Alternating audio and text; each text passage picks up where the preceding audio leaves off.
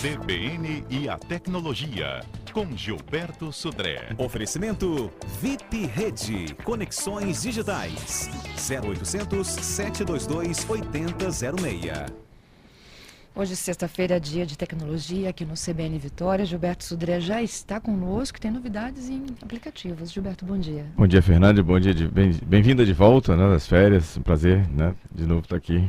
Também né? Já estava com saudade da tecnologia. Viu? Ah, que bom, que bom. Né? Muito bem, Fernanda. Hoje vamos falar de um aplicativo bastante interessante, chamado de Cheque Placa.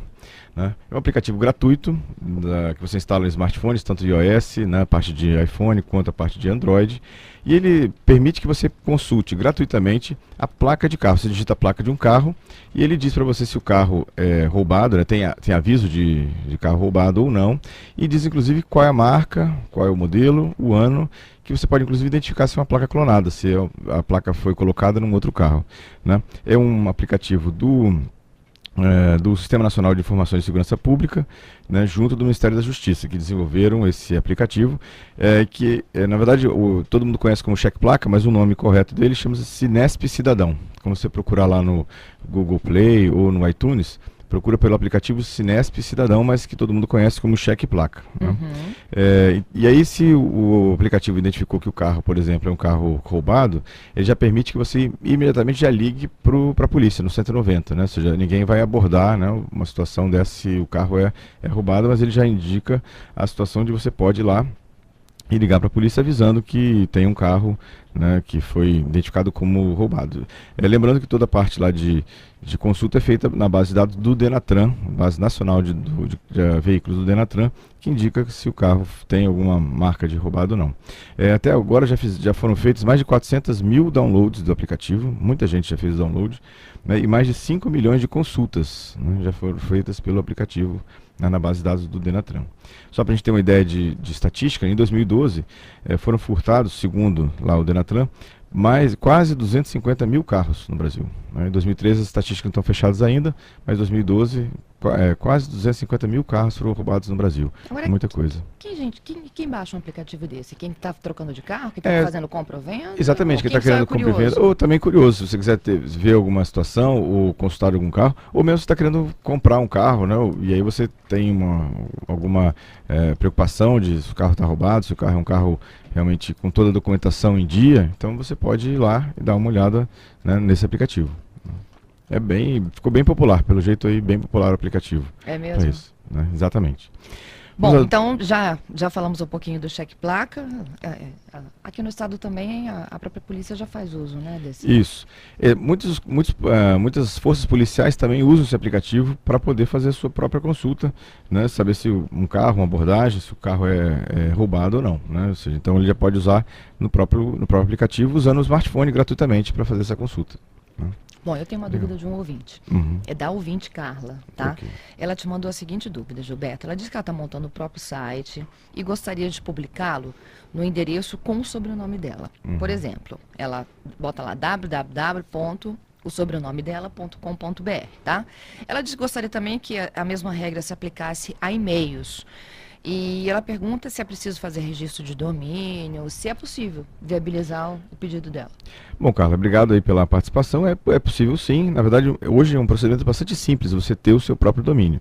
Existe um órgão no Brasil chamado CGI.br, né, o registro.br, que é o órgão que você pode fazer esse tipo de registro, você pode ir lá, o registro custa por ano R$30, bem baratinho por ano, mas você precisa ter um local para hospedar o seu site, né? Então tem que ter um provedor, e aí tem os valores de provedores que variam lá de R$15 por mês até bastante, R$100 ou R$150 por mês, dependendo do provedor que você escolheu.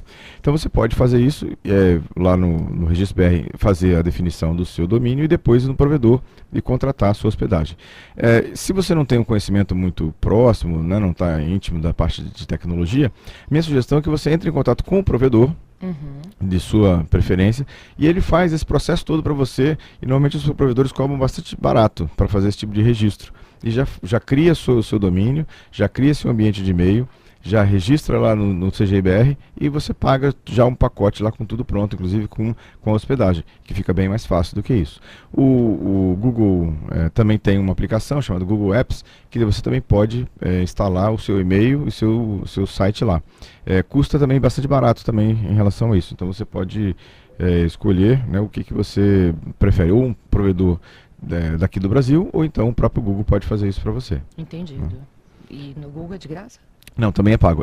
Era gratuito até o ano passado. Aí o Google fechou essa opção de gratuito e agora é tudo pago, né? Essa situação. Custa $50 mais ou menos por caixa postal por ano, né? O Google cobra mais ou menos isso, né? Esse valor. Tá, Então, e ela teria, por exemplo, vamos utilizar aqui o seu sobrenome, Sudré, Gilberto@sudré.com.br, por exemplo. Seria ela não teria o sobrenome dela como a primeira opção? Normalmente a gente coloca o nome, né, e o sobrenome. Então, Nome e Silva. sobrenome. Vamos supor que o nome seria Silva. Então seria carla@silva.com.br, por exemplo, né? E ela poderia, inclusive, distribuir os e-mails para outras para pessoas da família, por exemplo. Se ela tem uma irmã chamada Joana, por exemplo, então é joana@silva.com.br. Ela poderia fazer tudo isso e ter o domínio lá da família, né, www.carla.silva.com.br. Ela pode fazer isso também da mesma maneira, né, e aí ter um domínio da família, né? Lembrando que o .com, ela pode escolher inclusive outras terminações. O CGIBR permite já hoje, por exemplo, se ela fosse música, né, então tem mus, por exemplo, seria silva.mus.br, ou se fosse advogado, então silva.adv.br. Ela pode registrar então o seu domínio de acordo com a especialidade dela ou a profissão que ela tem. Ok. Bom, eu tenho já pedidos e participações, não é mesmo, Juliana? A Juliana já encaminha para a gente, já mandou. Francisco, ele também tem uma ideia de montar, não um site, mas um aplicativo. E ele gostaria de colocá-lo na internet, disponibilizar para o público aberto. Isso. Como se faz isso? Pergunta o Francisco. O aplicativo é para smartphone? Ele fala não. Ele comenta isso? Não.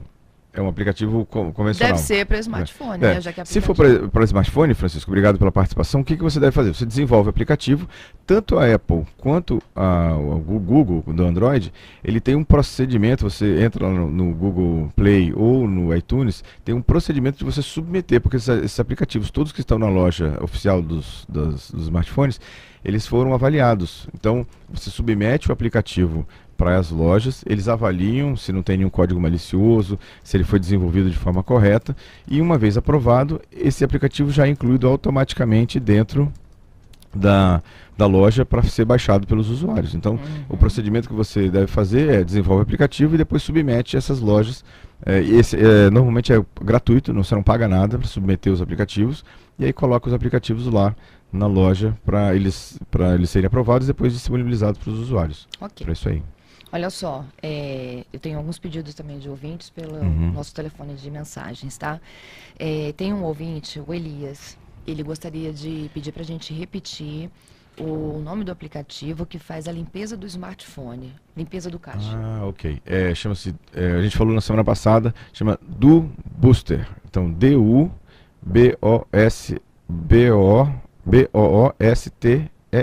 Booster, do Booster. Procura lá no Google Play, que é a loja lá oficial do Android, baixa o aplicativo e ele já vai fazer automaticamente, né? O aplicativo é gratuito e automaticamente ele já faz a organização do seu ambiente, né? Lá sem problema nenhum. Tem uma outra participação também do Booster, que diz o seguinte, esse ouvinte, ele tem um celular Galaxy Note 2. Ele está achando o equipamento muito lento. Ele já tem o aparelho há mais de um ano e ele fez a instalação do Booster, ele não viu nenhuma melhoria. Aí ele pergunta, será que é melhor então fazer uma restauração de fábrica? Vou perder todos os meus softwares comprados e os salvos? Aí ainda pergunta ele, e a minha agenda vai ficar lá no Google? O que você recomenda? Ou devo formatar ou não o aparelho? É o Fernando esse. A formatação, se você instalou muitas coisas ao longo desse tempo todo, realmente pode ajudar. O que você não vai perder? Não vai perder os seus contatos que estão sincronizados lá no Gmail, no Google. Quando você voltar ao aplicativo, ele vai baixar de novo todos os contatos para e seus e-mails, você não vai perder nada disso. Os aplicativos, se você cadastrou uma conta lá no Google Play, ele sabe exatamente quais são os aplicativos instalados no seu smartphone. Quando você restaurar, ele vai baixar todos os aplicativos de novo para você, né? Então você não vai perder os seus aplicativos e nem vai perder os seus dados que tem lá. A única coisa que você vai ter o trabalho, né, de ter que de resetar o aparelho, limpar tudo e esperar para que ele volte de novo, né? Ele vai baixar automaticamente todos os aplicativos que você tem nessa questão.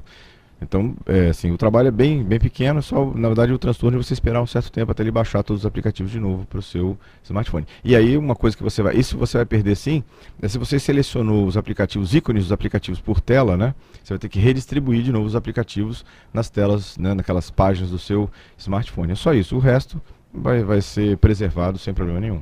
Vamos para a dica de segurança? Vamos lá. A dica de segurança, Fernanda, foi uma estatística que saiu essa semana, dizendo que o Brasil é o segundo país com maior detecção de vírus de internet banking, olha só. Né? Então nós temos aqui no Brasil uma situação bastante grave, em que a gente só perde para os Estados Unidos na quantidade de vírus que tentam roubar informações privadas ou sigilosas. Então, baseado nisso, a dica que a gente tem aqui para quem vai usar ou usa sistemas de banco é: nunca esquecer de usar um antivírus, que ele esteja atualizado, seja no seu PC, no seu tablet ou no seu smartphone. Proteger dispositivos e contas online com aquelas senhas, então lembrar da senha que você colocou e usar senhas fortes para isso. Ou fazer as transações financeiras apenas em redes que sejam confiáveis, então redes sem fios que você conheça, ou da sua casa, ou do seu trabalho que tem configurado. Evitar de fazer esse tipo de transação em redes de aeroporto, hotel ou cafeterias, né, para isso aqui. Tomar cuidado com as informações que você divulga nas redes sociais, inclusive no ambiente, né, da internet, o que você publica na internet. Então, são cuidados importantes, porque realmente o Brasil está na rota aí dos fabricantes de vírus para isso aqui. Muito bem. E o que é curioso, né? Os próprios bancos deveriam ter, né, os melhores instrumentos de segurança. Mas na verdade, eles até têm, os bancos têm boas ferramentas de segurança. O problema é que muitas vezes o usuário, ele não tem uma postura, um comportamento adequado. Então, ou seja, a segurança ela é distribuída entre o que o banco tem lá de ferramenta e o que o usuário faz. Se o usuário, por exemplo, usa computadores compartilhados para digitar sua senha ou para fazer compras, o banco não pode proteger a esse tipo de comportamento de risco, né? Então, não tem muito como fazer. Vamos para os destaques da semana? Vamos lá. Bom, o primeiro destaque da semana, o relatório da semana revelou que a Samsung detém mais da metade do mercado de smartphones do Brasil.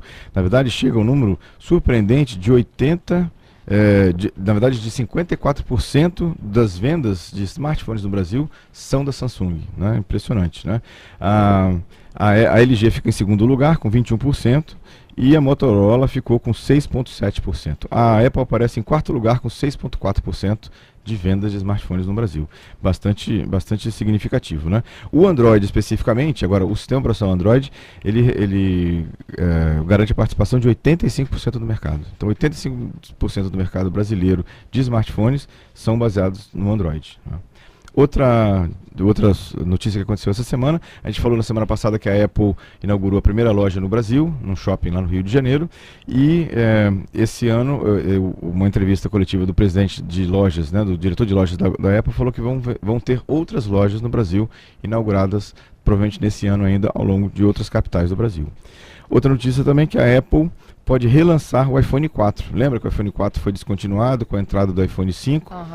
Por causa do custo, né, mais baixo do iPhone 4, a Apple está pensando em relançar o iPhone 4 no Brasil, né, na Indonésia e na Índia, né, porque esses locais eles são muito sensíveis a custo, então a Apple está pensando em relançar, voltar a vender o iPhone 4 nesses mercados, né.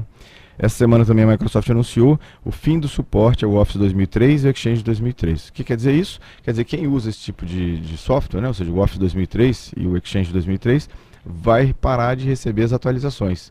e o software vai parar de ser consertado, ou seja, no sentido de vírus e vulnerabilidades. Então, a sugestão é que ele migre para uma opção, né, mais nova, o Office 2010, né, ou um software um pouco mais novo disso aqui, né.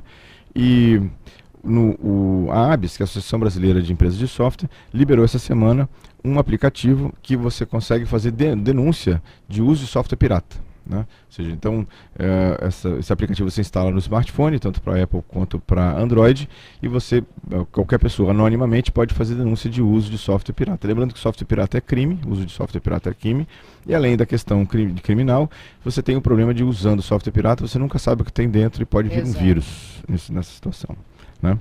E por último, a curiosidade, o Google agora é a segunda empresa mais valiosa do mundo, né? A Apple continua com a primeira posição, né?